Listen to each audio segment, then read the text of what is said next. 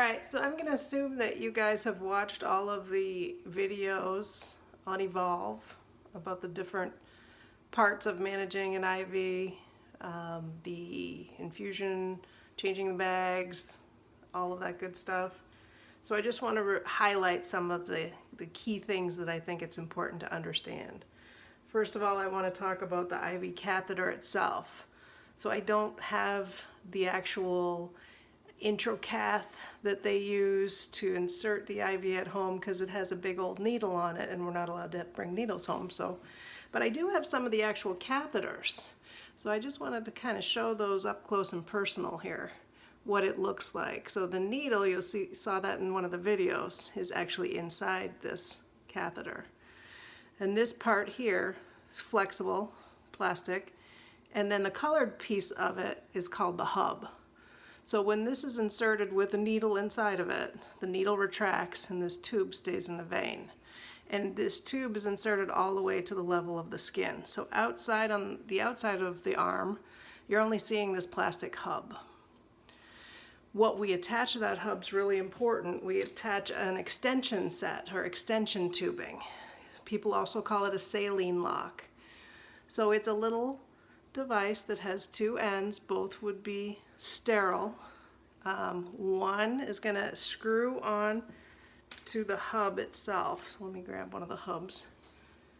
Let me see. And it just screws in place.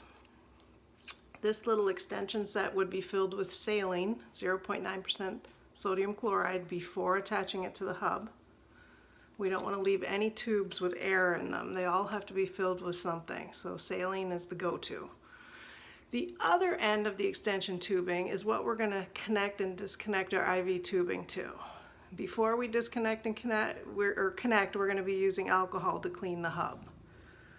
So I have an arm here that kind of illustrates what it's going to look like on the patient. So their catheter is in the vein. It's secured down. We use some type of clear dressing. This one has a little bit more tape on than a normal IV would, just because it's a plastic arm and they wanted to secure it well. But then the extension set is attached to that, and that's what we're going to be moving and manipulating so that we're not pulling on the catheter that's in the vein. Because if you pull on the catheter that's in the vein, what do you think is going to happen? All right, pause your video and think about it. All right, you're back.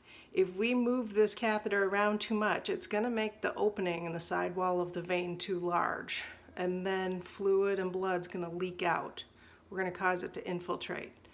So we want to secure this really well and not be pulling on it. That's what the extension set's for. All right. So some things that we need in order to take care of this extension set, we're going to be flushing it like they did in the video. We flush it for a couple of different reasons. We flush it to make sure it's patent or open. So we would flush some sodium chloride into it to make sure it's working. And then we also flush it if we instill any medication through this saline lock, because we don't want medication left in this tubing. We want the medication in the actual patient. So we use a 0.9% sodium chloride sterile. They come in these 10 ml pre-filled syringes, individually packaged. This is typically how they would come when you open the package, just so you know. They always have a little bit of air in them. I don't know why. It might have to do with shipping and expansion and contraction. I have no idea. I'm sure it's physics. But we need to get that air out before we use this. So if you carefully loosen the cap, we want to keep this end sterile so we're not touching it. Loosen the cap and then just push up on the plunger slightly. We'll push that air up and out, because we're never instilling air into the veins, all right? There is no acceptable amount to do so. All right, so we've got this guy. We have an alcohol wipe. I would put my gloves on, so let's pretend I have gloves on for the essence of time here. And I'm going to clean the hub of this extension set. Now, I'm gonna just do it on the one that's not attached to anyone, just so you can see. With my gloved hands and my alcohol wipe, I'm scrubbing this hub really well. not just the end, but all around the sides, because it's completely contaminated. And what I'm about to do is attach a sterile end syringe to it, so sterile to sterile. So we want to get this as sterile as humanly possible. Alcohol is not going to kill everything, but it'll get it as close as we can get it. Then I'm going to take my syringe, take the protective cap off that's keeping it sterile, and attach these two together.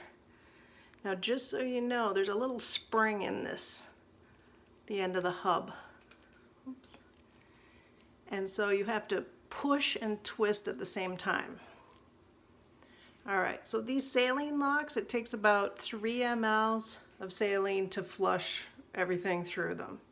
So that's typically what you'll see as a standing, I don't want to say order, it's just part of your nursing policy is to flush these with a minimum of 3 mLs to make sure they're patent and or get medicine out of it. All right, since I'm going to make a mess, I'm just going to put the end in my Tupperware. So I literally am just going to flush a good 3 mLs. All right, and you might wonder, well, why do we have a 10 ml syringe? So I'll tell you, it's a very interesting story. We used to, back in the olden days, use 3 ml syringes for flushing these little peripheral lines. But there is another type of IV line out there called a central line that goes into the core or the central part of the body. So our peripheral lines are going in the arms, peripherally. The central lines would be going somewhere in the chest area. The end of it, they can either go in the neck, the chest. They actually have one that starts in the antecubital, but they all end here. And they're very large catheters. And if we use a small 3 ml syringe to flush those lines, you can split them because of the pressure. So most hospitals got rid of those and they just use the 10 ml because the 10 ml is safe to use the central line and the peripheral lines. So that's why we use these even though we don't need the whole amount. All right, so this little guy is ready for us to use. Once we've cleaned it and flushed it and made sure it's patent, we know this person's IV line is good. And we're going to talk about in the next video how we get everything set up and ready to run.